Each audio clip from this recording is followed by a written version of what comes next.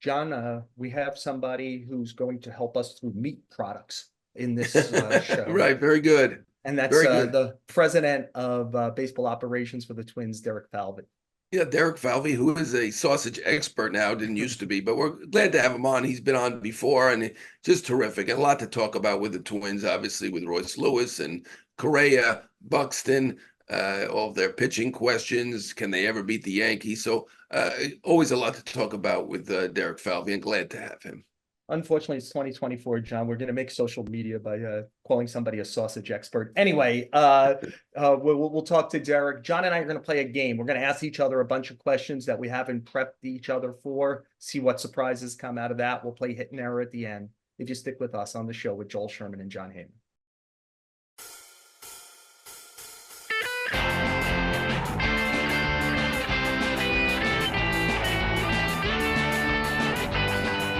John, I want to let our listeners know that we're going to talk about athletes a lot. You're playing hurt today. You've got COVID. It happens. Yeah. Well, I have no symptoms though, so I didn't know. The only thing was I was Play tired. it up, John. Play it up. I was tired last night when I came back from the Yankee game, so I took a test.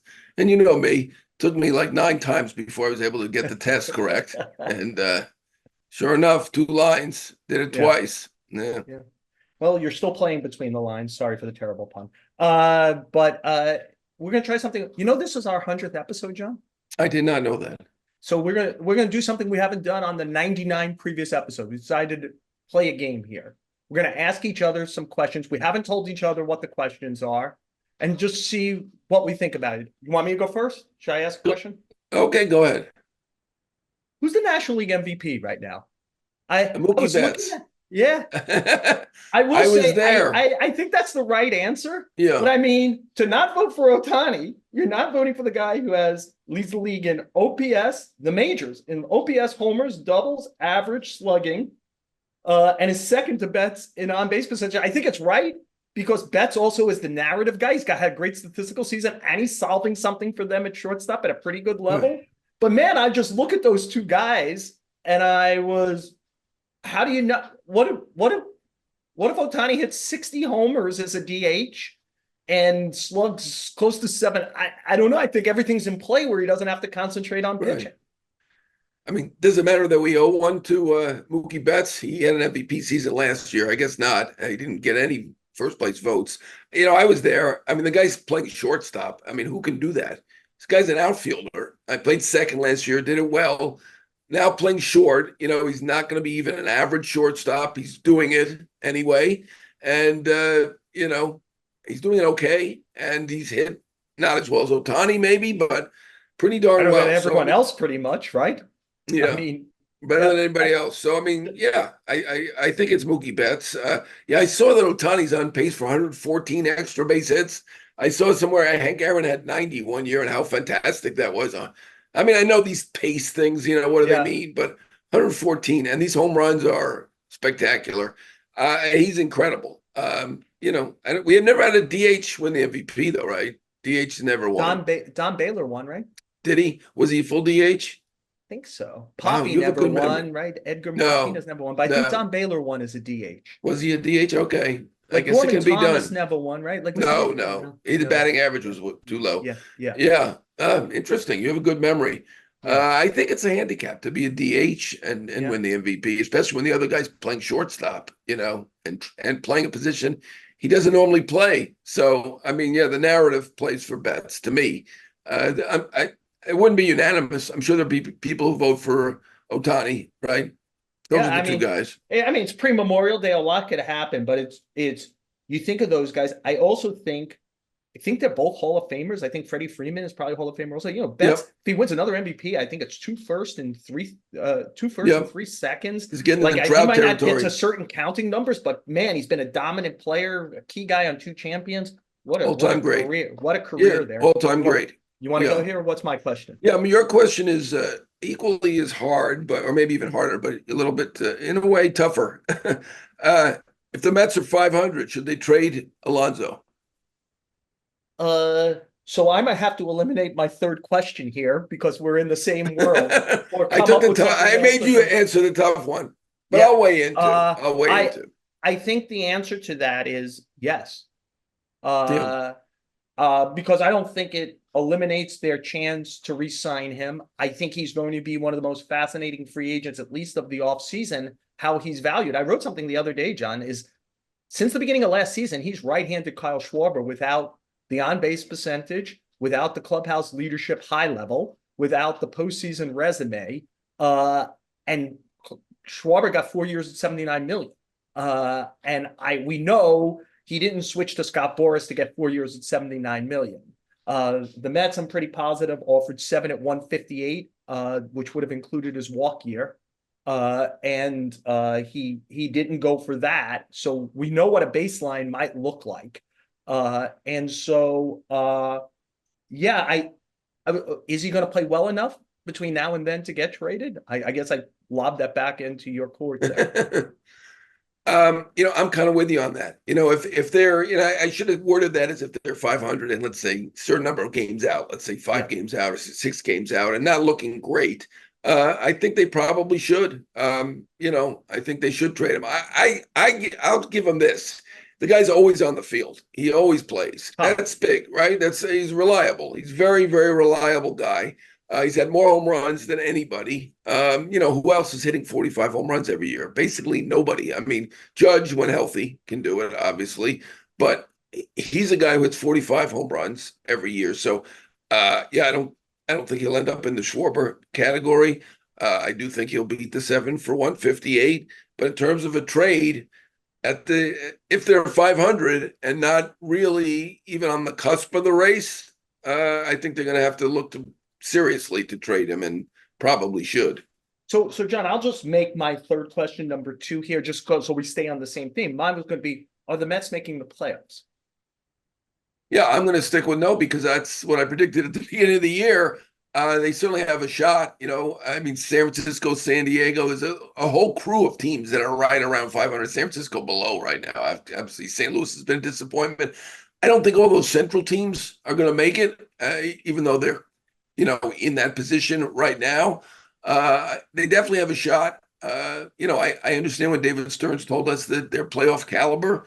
They could do it. My prediction was no. Of course, I predicted no for the Yankees too, and I'll have to amend that prediction. I think I was no for the Mets and yes for the Yankees, though I had them finishing third in the East. I'm a no and a hesitant no for the Mets, because I feel like there's 3 things I don't know that could go right that I think changes it. Does missing spring training stop JD Martinez from being JD Martinez? If he looks anything like last year, it moves their offense up a good amount. Right. I mean, he was really a good run producer last year. So does Senga come back healthy and look like last year's Senga? And did Christian Scott just give us a preview of something? I feel like if those 3 things go in a positive direction for them, I would say yes. It's enough of a doubt about those 3 things in particular for me, John, that I'm a hesitant no right now. Yeah, at least I won't speak for you. I tend to emphasize the negative, but there have been some real positives with this team. That bullpen is pretty good, right? I mean, Ottavino had a shaky one recently, but he's been good. Lopez has been good, and I'm with you on Martinez. Right, he had 33 home runs last year. That's a pretty good run producer. Yeah. You're a total gamer, John. You want to give me my question? You want to give me one more, and then I'll. The Yankees, will they beat out now? I'm going to give up on not going to make the playoffs. They're a playoff team. They're really good. Will they beat out the Orioles? I'm going to stick with. I picked the Orioles to win the division. I still think their prime age guys are special. I think that their pitching has been much better, like the Yankees, much better than I anticipated it being, even when they've added Burns. And I think they have the farm depth to make it even better in July. So I think the Yankees have played well. They've gotten up 11 games over 500 as we're speaking here. Probably helps them psychologically that they're 5-0 against the Astros this year, who have been their nemesis. I just wonder, have the Astros taken the baton from have the Orioles taken the baton from the Astros as their nemesis? They're kind of built in the same way by the same group of people, right? With Mike Elias there and Sig Migdal. Like they hit on the first round picks in the way that the Astros did with Correa and Springer and McCullers, kind of guys with their guys. I wonder if they're going to be the burr in the Yankees saddle for a while here. Yeah, from a position player standpoint, I mean, the Orioles, you can't beat them right now. I mean, Gunnar Henderson, I mean, they hit on all these top picks at the beginning of the first round, which you need to do that because those are the best players that are amateur players. Obviously, Rutschman, I mean, you could debate whether they should have taken Bobby Witt, but Rutschman's a switch hitting catcher who's outstanding. We all think Holiday's going to be really good. Obviously, Cowser looks really, really good. All those guys in the minors are doing well. Mayo is doing well. Kerstadts looks good. But Gunnar Henderson, pick number 42, he's a superstar. So, I mean, position-wise, they're fantastic. You're right. They are built like those Astros teams. They had 4 really terrible seasons. I think it was 4. And had those picks, and they used them well. And they look like a dynamo. And they absolutely do. I'm glad you mentioned the Astros. That was my other question. Can we count them as done, finally? You know, in an age of 3 wild cards, and as good as I still think their best players are, I'm a little hesitant before Memorial Day, but man, it doesn't look good. You anticipate, it's not my last question, John, but my question was going to be, what team is Kyle Tucker on August 1st? That was one of the ones I was going to ask you, because I feel like that's what they get the most for if they decide, hey, we've tried a couple of times to do this long term. We're not in the same universe. It's kind of similar with Framber Valdez. Do they bite the bullet and at this deadline try to kind of restock, you know, maybe not even rebuild, but restock moving forward by using those 2 guys? I mean, it is 11 under 500. I think the best of the Rangers is still in front of them if they could get their starting pitching healthy. I think there's going to be some pretty good records in the AL East where it might be difficult to be the 3rd wild card, where they're just taking on too much water. If I had to say today, John, I would say they don't make the playoffs. But man, I have a lot of respect for the Bregmans and the Altuves and the Tuckers and the Valdezes and a few others to kind of just blindly say they're the one team that's playing terribly that I would not give up on. Yeah, amazing nucleus. I'm with you. Those guys are gamers. They're great players. Altuve, to me, Hall of Famer already. Really fantastic. I think they're done at this point. I mean, I really do. I mean, I guess I've seen them 5 times against the Yankees, and they've been pretty horrific, particularly last night. But I don't think they're going to make it. That said, I think they're pretty stubborn. And, you know, obviously they're smart. They got good people there. But look, Jim Crane came out and said we don't basically that he doesn't see windows and things like that when he was asked about it, right? He thinks they should try to win every year. So I don't think they're going to give up. I don't think they're going to trade Tucker. I don't think they're going to trade Bregman. Obviously, right now you couldn't trade him. He'll bounce back and do better. But I think they're going to hold on to their guys, play it out, and think that they can do it. On paper, you would think so, but look, France is now hurt. So now basically every starting pitcher has been injured at one point or another, except for Hunter Brown, who really probably should be optioned. And if he wasn't surrounded by all injured guys, he would have been optioned by now. But everybody else has been hurt at one time or another. They've got Fromber back. Javier's coming back. Verlander's back, such as he is. He was not himself yesterday. Maybe he's finally catching up to him. I don't know. He's hit pretty hard. It looked like he took one for the team. It's still hanging in there in the 5th inning. They give up 3 home runs. I think they're pretty stubborn. I don't think they're going to trade people, but I don't think they're going to make it either. John, you led me right to my last question for you about all the pitching injuries. Should any pitcher get more than a 3-year contract ever again? I mean, you should get what you can get. And no, I agree. I do. If you were in charge of an organization, when you're looking to get these pitchers, you have to do it. You can't. I mean, I know what you're saying. You were at the game. You were at the game last night. Right. The Yankees kind of like, I think you could go into a lab now. You could go into a lab now and create Luis Gil out of nothing. Like the Yankees haven't had Garrett Cole. They've got a 2.60 something ERA as a team. This is kind of like where Cole was to win the Cy Young by himself last year. Right. I'm watching, like you pointed out, the Mets bullpen. The Mets haven't had Senga, and they're pitching kind of fine. Like I'd rather have these guys than not. But it feels like unless we change what we're doing with pitching, I could create pitching, and I have no idea. Like I love Corbin Burns. I think Corbin Burns is special when he pitches. Would you bet on Corbin Burns staying healthy for 6 years or 7 years or whatever it's going to take for Corbin Burns or anyone else? I'd rather stay out of the business. Yeah, this is like the Rays blueprint, and they did it out of necessity, and it's obviously worked for them. And they They've gave been able to do long-term it. contracts to Now, Rasmussen and Springs, and they're hurt. right, right. And they try to give out long-term deals. You're right. And I saw a list of like the 10 hardest throwers in baseball. I think Cole was like ninth or 10th on that list of among starting pitchers. I mean, he's the best starting pitcher, but he was like ninth or 10th in velocity. And the only guy who's not hurt from last year is Hunter Green from the Reds. The other 9 are all injured. Right. So, I mean, I do think it's the velocity. If you could find a Maddox or a Glavine, give them the 10-year deal. But unfortunately, there aren't too many like that now. There are some guys who throw 90 and get away with it, do okay. Quintana, some others. Not a ton of them, though. What did Yamamoto get? I'm trying to remember. He got Yamamoto 325 got million. 11. But I think if I know you do, I know how much work you Yeah. do. If you talk to the Dodgers people, they probably tell you that was 60% negotiating against other teams and 40% wanting to dominate the Japanese market, and they were willing to add him to Otani to do something else. So he was 25. He was relatively. Okay. There's always But there were outliers. 5 other teams going to give him the Right, right. 300 million. I They agree. weren't the only ones. Yeah. There's always outliers, Right. but even there, it's like I got 9 3/4 seasons to go, or 10 3/4 seasons to go on Yamamoto. I just think nobody's a good bet. It's why I think the union should get very involved in this more than they are about Trump, because I know we've been saying for 50 years, John, that teams are like going to reach the point where they don't want to give money to certain groups of players. Like we've seen it, like first baseman or, a relief pitcher, whatever thing comes up. John, I'm a player's guy. I'd rather they have the money than the ownership have the money. I think they deserve it. That's why people come to the game. But even saying that, if I were in charge, I would look at a marketplace and say, it's my job to build the best pitching lab possible.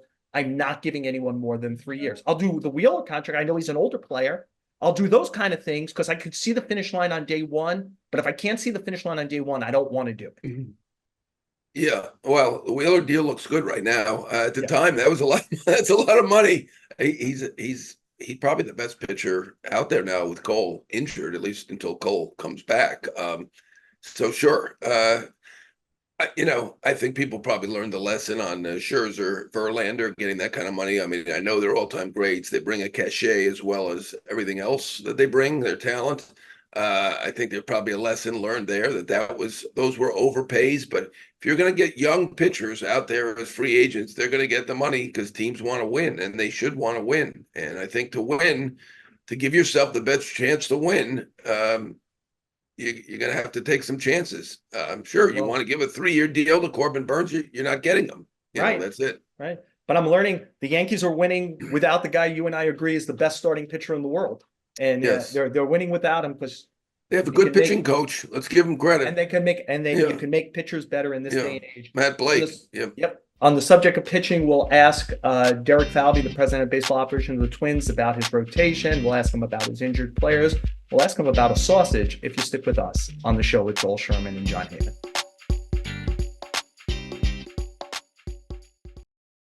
John and I are so thankful to be joined by Derek Falvey, the president of baseball operations of the Twins. And Derek, I think the most obvious place to start is usually if a team has a 12-game winning streak, it's longest since it last won the World Series in 1991. I guess I would congratulate the architecture of the GM, president of baseball operations, or Rocco Baldelli, the manager. But I guess I have to congratulate a summer sausage. Is this right? Would you like to talk to us about the most important meat product so far produced in the 2024 season? It's a good way to put it, Joel. I could promise you I had absolutely nothing to do with it. And ultimately, a Kyle Farmer and Ryan Jeffers led inspiration. We weren't swinging the bats very well. That's just reality of stretches of a season sometimes in baseball. And those guys were looking for a way to get some luck. So the summer sausage arrived. They touched it before some of their at-bats. We went on to really start to put up some good offensive days, and it stuck around. I remember about 3 days into it, though, I called Rocco, and I didn't fully know the difference between summer sausage and real sausage. Got me a little nervous that we had some raw sausage meat laying around in the dugout. Fortunately, looking back on it, it's a little better than that. But ultimately, whatever it takes sometimes in baseball to get guys going, superstitions are all over the place. So it was a good start for us and certainly got us right back into this. That's my Watergate level question, by the way. Yeah, that's surprising from Joel. Not very hard hitting, Joel. Ryan Jeffers. I'm glad you mentioned him. got to be one of the more underappreciated, underrated players in the game. I just looked, I think he has a 977 OPS. Tell us exactly where he came from. How is he doing this? Yeah, it's a great. I'm glad you brought him up, John, because I think he's a guy that does fly a little bit under the radar. He's been fantastic for us. Even during that tougher stretches offensively for our club, he was actually one of the guys that we were counting on every night and was performing each night. And at the catcher position, as we all know across the game, it's not the easiest thing. They've got a lot of work to do behind the plate to take pitchers through a game, to prepare, beat up their body the way they do behind that, to then give the offense, the boost that they need too. That's a lot on his shoulders, but he's done a tremendous job. This was a kid we identified in the draft a number of years ago, who we took in the second round. Felt like actually at the time we thought he was offensive, and certainly had some power potential. Big kid, strong kid, and then he became a really good defender in the minor leagues. Really good field to receive in terms of framing things that you look at that you want to identify early on in catching structure all the way through. And then he got to the big leagues, and like some young hitters do, he didn't really perform right away. But he's really come along the last couple of years. He's made some adjustments to his swing. He's got more comfortable, more experience, and is certainly now a guy we're counting on right in the middle of our lineup. Derek, if I'm going to U-turn from sausage here, it'd probably get a little more hard hitting. I mentioned you've got to do the architecture of this team, construct a team. I wonder how you feel about having to do. I think an argument could be made that Correa, Buxton, and Lewis are your three best players. Buxton and Correa are your two highest paid players, and they all have injury history or injury worry about them. How does that factor into what you do in the short term, but also sustainability moving forward?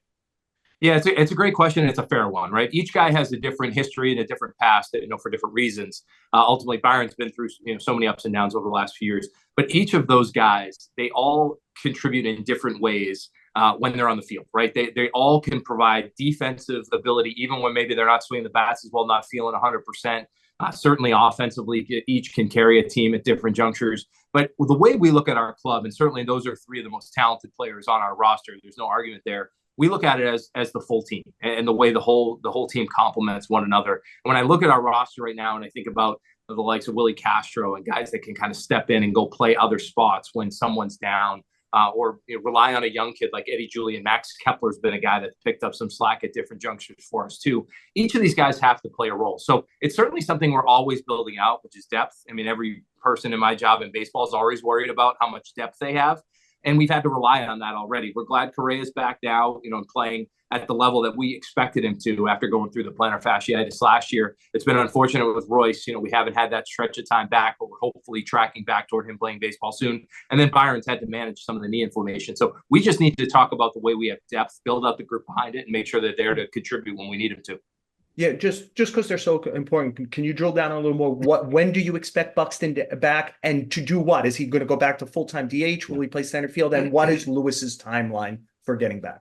Yeah, so in Byron's case, we really were really happy about the offseason. He had a great offseason after procedure in the fall. He had a great spring training. All the way through April was in a good spot. He was feeling really good, but he's dealt with some knee inflammation. He's had some tendonitis in there in the past. He's played a lot of center field. That has been the goal, and that was the mission, and he's done that a lot. But we realized that for him, maybe there's a need to get a little bit ahead of this, right? With dealing with inflammation, some soreness. He had to pull up on a stolen base the other day. Once we knock that out, we hope we're tracking toward maybe this period of time, giving a little bit of downtime will then set us up for him going back on another long run for us. So it's not an acute injury, not something that's unique or new, but it's some inflammation, some soreness, and we want to shut him down for a period of time. We're hopeful that's closer to the minimum, ideally, and we'll see how that tracks as we get closer to that date. In Royce's case, that was a pretty significant quad strain that happened on opening day.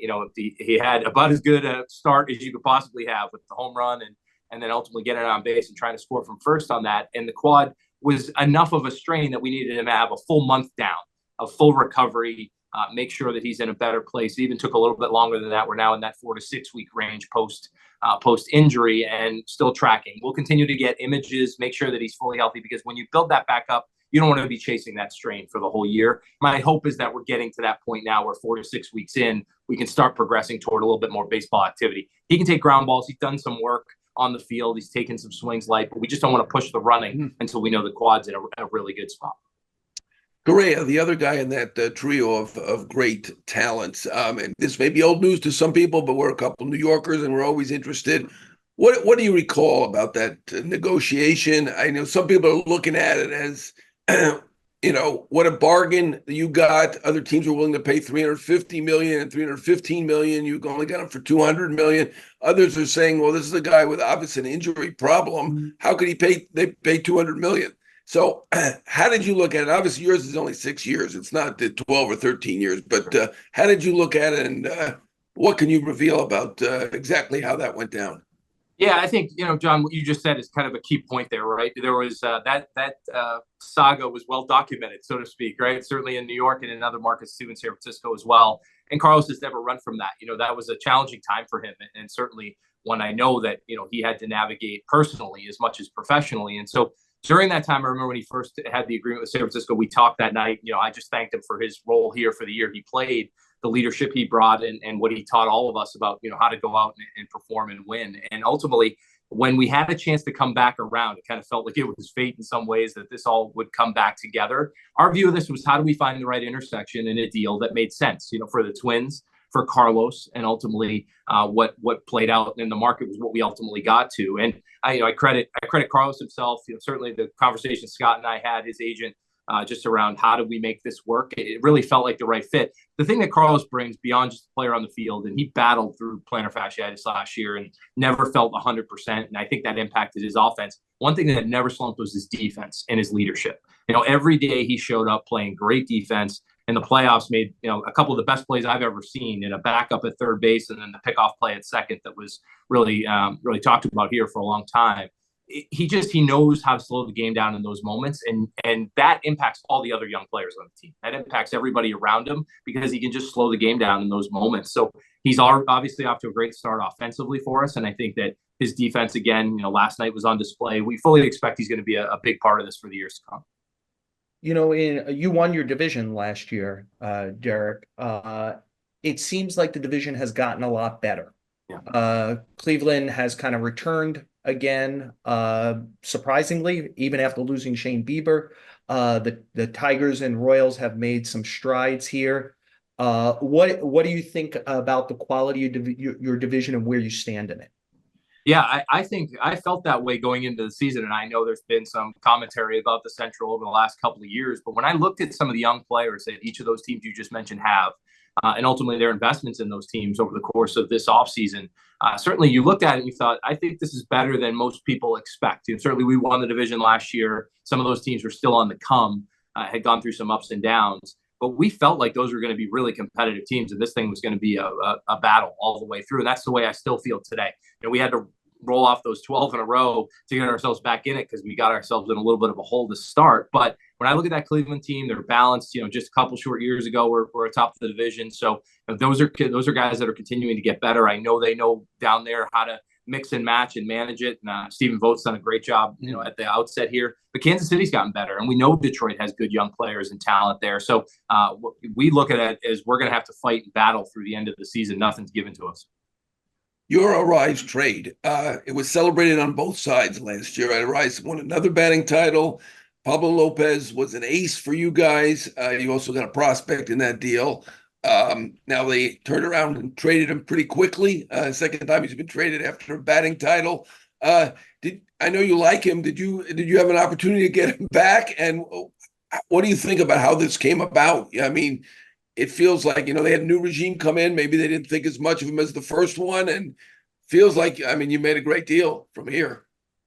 Yeah, obviously I know Louis well, and certainly I'm a huge fan of his. That was one of the hardest decisions I've had to make, in my career here, around just making that call and taking on a little bit of that risk. Obviously, Louis was known to us. He was a tremendous player. He made such an impact. But we really felt like to win in the postseason we needed one of those guys at the top of the rotation, an impact kind of ace starter. And everything we learned about Pablo, who he was, his work ethic, who he is his teammate, leader, that's whatever we learned, we were light, because it was even better than that, ultimately in our clubhouse and the way he went about it. And that was the only way to get that deal done, and ultimately we didn't want to trade Louis necessarily, but it was the way to do it. Obviously now he went off to Miami, had a great season last year. I was really happy for him down there. He's continued to progress. I think sometimes circumstances lead to changes, right? And you just mentioned a change in leadership down there, maybe off to the start they didn't want or expect. I know Peter has said that publicly. And then they made the early call. Those are tough calls. You don't see a lot of May trades of guys like Louis, at this stage of the season, you do see him from time to time, but ultimately, clearly a decision they made with an eye toward the future, not toward the present. And maybe for Louis, in some ways, my heart side of it, to some degree, not thinking about what the deadline could bring, what might happen over the next couple of months, where could I be moved? Hopefully it settles him and gives him a chance to get on a good run out there in San Diego. Derek, John mentioned Pablo Lopez. It's interesting. I looked at your rotation numbers this morning. The peripheral stuff looks a lot like last year's team, but you were second in a rotation ERA last year. You're 24th this year. It's about 3/4 of a run different. You are trying to replace the guy who finishes the runner-up for the AL Cy Young in Sonny Gray. Do you feel you have enough starting pitching, or between now and July 30th, if you're actually going to win this tougher AL Central, do you have to fix this? Yeah, well, I think, Joel, what you just referenced on the front end, what we look at a little bit underneath the surface is how are these guys pitching? How do the pitches work? Are we getting some of the swing and miss? Are we throwing the ball in the zone the way we want to? Are some of the outcomes maybe not exactly lining up with what the stuff looks like and the execution looks like? Sometimes that happens. We've had a couple of really rough starts from a few different pitchers. You go back to Bailey Ober's first start of the year in Kansas City. It was one that he's never had in his career, and hopefully he'll never have again. One of those where he gave up 8-9 runs to start in a short start. And then ultimately you're trying to dig out of that hole to some degree. He's thrown the ball really well for us since that time. Pablo Lopez, another one that's had a couple of ones that you're kind of surprised by in terms of the outcomes, but his process, how he works, what he's looking to do. I think Joe Ryan has really emerged as one of the really good starters in this game, or really good young starters who knows how to pitch and is continuing to get better. I think when you add those guys together up top with Chris Paddock rounding into form, looking more like he did over the course of the earlier on in his career, not coming back from Tommy John surgery. We had a great start the other day from Simeon Woods Richardson in one of his early starts, still just 23 years old, a young kid, still learning, still growing, pitched well the other day against the Mariners. So we know we're going to need more depth, no question. Nobody in my position thinks you have enough pitching depth ever. If they do, they're not telling you the truth. So I think that we're always on the hunt for how do we get more? How do we build more? Some of it's going to happen internally, and then maybe there's ways that we can acquire externally too. I have two more questions. Simeon Woods Richardson, he was briefly a Met, seems to be off to a nice start with you guys. Tell us where he stands right now. Yeah, Sim's a really interesting, kid because he's been around the game so long. I think sometimes people, lose track of how old he actually is. He was one of the youngest starters. We brought him up to have to spot start for us a couple of years ago in the big leagues, and he was truly the youngest starter to start a game that year in the big leagues. And because he's been on prospect lists, and certainly, obviously, with the Mets, was part of a couple of different trades, with the Mets and to the Blue Jays, and then Blue Jays ultimately to us.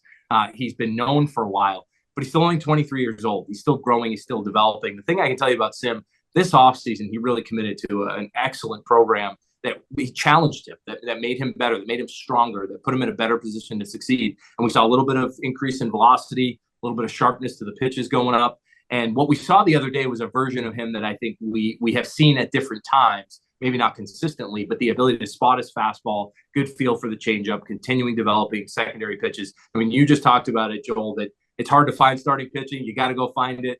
Everyone's looking for it all the time. If we can continue to develop a young kid like Sim, who's still learning and growing at the big league level, that's only going to make us better.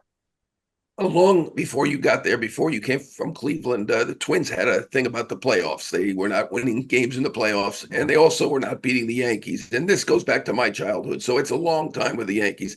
You broke through last year with the playoffs. I think that's done. What about the Yankees? The Twins still have a thing with the Yankees?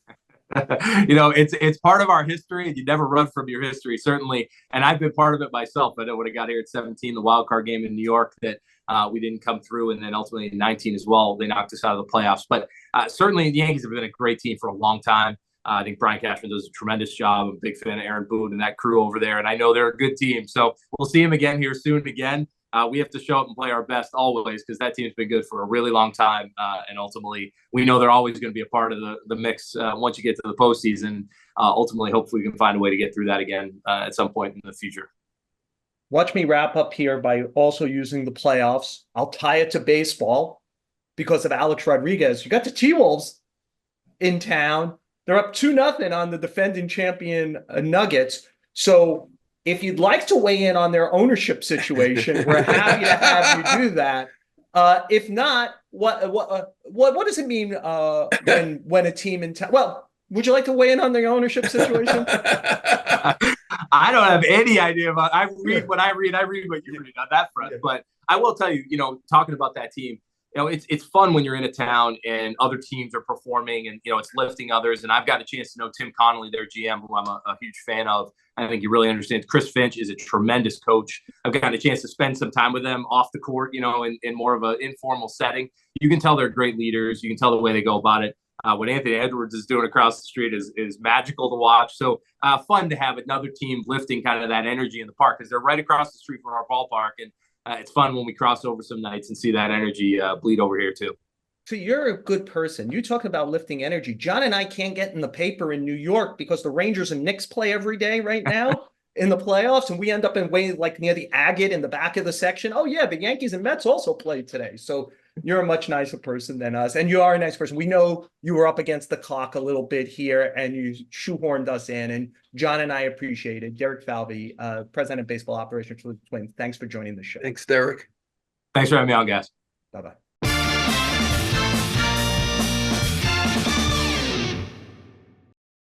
John and I, of course, thank Derek Falvey for joining us on the show. John, hit or error? I'm going to give a hit to the Philadelphia Phillies. They've been spectacular. Not just Bryce Harper, it's the whole team. And it's a lineup that doesn't quit. Trey Turner now out. They've kept winning. They swept the Giants. Not easy to do. I think the Giants are better than they've shown, but they've been beating everybody. And the rotation, fantastic. If you have Ranger Suarez as your number 3 starter, that's quite a great rotation right now. Wheeler, I think, as we've mentioned, I think he's the best pitcher going with Cole out. You've got Nola, who's outstanding, and I mean Turnbull's been good. And I like their bullpen, even though they've been up and down and they don't have great numbers. They got enough names in there that make you think that they're pretty good. So I'm not giving this to the Dodgers or the Braves yet. I think the Phillies are right there with them. So, John, I'm going to give an error, and I'm going absolutely the other way. And it won't be the Astros because we've talked so much about them, who I think are the most disappointing team so far. But I think 2 and 3 are the Blue Jays and the Cardinals.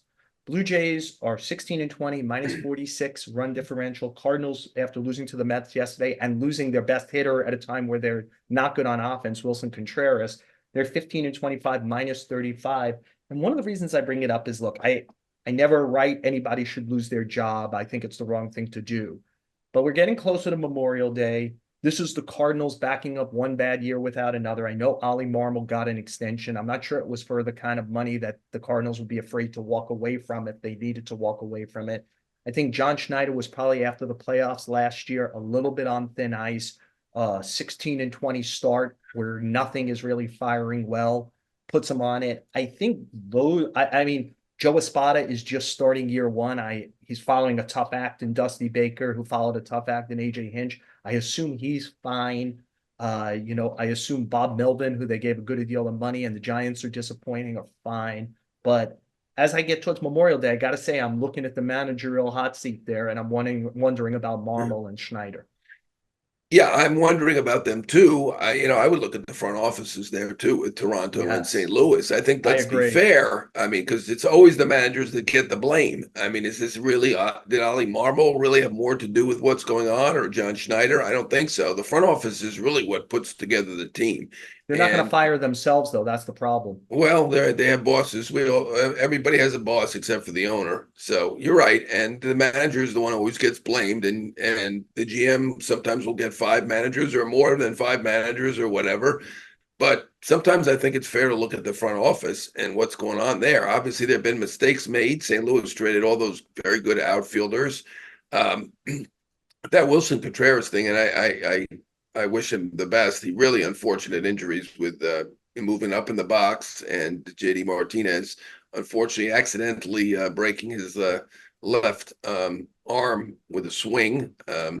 Very unfortunate. But I mean, remember last year when they signed this guy for, I don't know, $80 million or something, and then they determined after a week that he wasn't really good enough to be their catcher? I mean, that just shows you some issue with indecision. The Jays are also a major disappointment. I'm not sure what's going on there. That was one of my good predictions. I predicted that could be a team that could be disappointing. Now we're early, right? And they have Vlad Guerrero, they have Bobichette, they have good players who are not playing well, and they may come out of this. I don't have that same feeling about the Cardinals. Goldschmidt may be nearing the end. I mean, obviously, I think we've probably seen the end of Jose Abreu or close to it, and maybe Goldschmidt is nearing the end. Unfortunately, a terrific player. So I'm not seeing the end of this for the Cardinals. I don't think their pitching is good enough. They're kind of surprising to me though, right? They have on paper a good rotation and a good lineup and just not performing. So, I guess somebody could point at the manager for that. It just strikes me that we're always talking about the managers, and sometimes we need to look at the front office. Amen, John. I actually agree with you. I just think that GMs get fired in the offseason usually, and managers get fired during the season. I'm not right. Yeah, and we don't espouse any firings here, yes. but it's worth talking about the possibility of it happening. That's all. Yeah. And look, I think the Blue Jays have pretty much made the least possible out of Bichette, Guerrero, their free agents after next season. And to me, Toronto and Seattle always stand out as teams. We talk about teams that are more than the sum of their parts. Those two teams always feel like less than the sum of their parts to me. There's something in the water in those two places where I'm like, shouldn't those two teams be better? And they aren't. I'm not exactly sure. Maybe we'll. I guess I can see that with Seattle because the pitching that they have now, right? I hadn't noticed that about them before, and they're only aiming for 54% wins, right? Didn't they say that? So. When you're aiming for 54%, you've probably made a ceiling for yourself at 54%. So I don't think that's a great strategy. But you're right with that rotation. I kind of with you on that now. I had not looked at Seattle like that. Toronto, I do see as an underachiever, a constant underachiever with the talent that they do have. Yeah. Look, we were doing hits and errors, John. I give you a total hit. You struggled a little through the show. We appreciate it. I hope you feel better real soon. In this case, I'll point out our producers are Jake Brown, Tommy Hogan, Jake, Dan Shalom. Did I get it, John, or no? I go with Shalom, but Shalom? I don't know. He's a quiet partner in this, and he's very easygoing. He doesn't say anything, but yeah. He might become Shalom. Danny S, so I could take this over again for the show. Danny S helped us get through it. Don't forget the New York Post YouTube page if you'd like to watch the show, Apple, Spotify, wherever you listen to podcasts. If you want to listen to it, give us a 5-star rating, drop a review if you get a moment, and please stick with us on the show with Joel, Sherman, and Jon Heyman.